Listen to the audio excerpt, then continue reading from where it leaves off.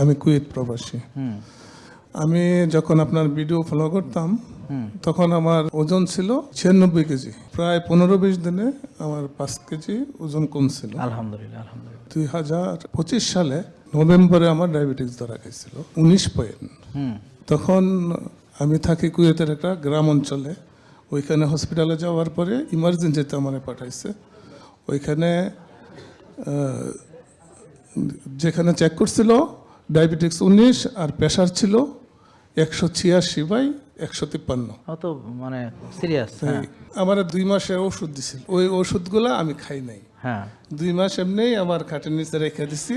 রেখে পরে আমার এক বন্ধুরে দিয়ে দিছি। আচ্ছা আচ্ছা। আমি নিজে আপনার লাইভ দেখা চেষ্টা করছি হ্যাঁ নিয়ন্ত্রণে রাখার জন্য। জি।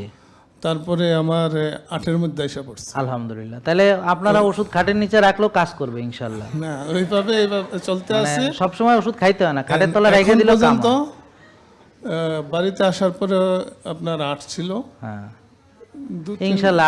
আমি বলি ভাই, গত পরশুদিন আমার কথা শুনেন, আপনি 7 দিন ভালো করে মানেন, আমরা বলে দিই, দেখবেন 8 থেকে 7, 7 থেকে 6, 1 মাসের মধ্যে এটা ইনশাআল্লাহ চলে আসবে। ঠিক আছে ভাইয়া? গত পরশুদিন আবার আপনার কাঁঠাল খাইছিলাম বেশি, এই জন্য 10-এ গেছিল আর কি। তাহলে তো আপনি বুঝছেন যে কাঁঠাল আপনারই খাইছে। হ্যাঁ আপনি কাঁঠাল খান নাই। আর একটা কথা বলতে মনে নাই আপনার, আমি ড্রাইভ করি আর কি। জি জি জি। একদিন রাস্তায় রানিং এর মধ্যে হ্যাঁ আরবিয়ান ছিল পাশে। হ্যাঁ বলতেছে জলদি জলদি গাড়ি চালাচ্ছে, আর আমার চোখ বন্ধ হয়ে আসতেছে। হ্যাঁ হাইপো হয়ে গেছে মনে হয়। অনেক চোখ বন্ধ হয়ে আসতেছে, চোখ মেলতেই পারতেছি না। আমি গাড়ি সাইড করতেছি আর ওই আরবি বলতেছে জলদি জলদি চা। আমি বলতেছি সবর সবর। এর মধ্যে আবার যখন সাইডে গেছি আবার চোখের আলো ফিরে আসছে। আচ্ছা আচ্ছা।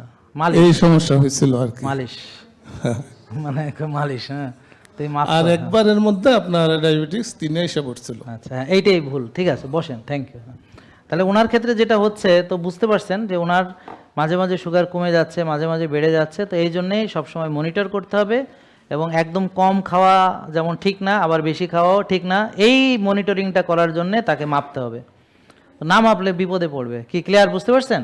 জেকে লাইফস্টাইল লিমিটেড, ওষুধ মুক্ত সুস্থ জীবন।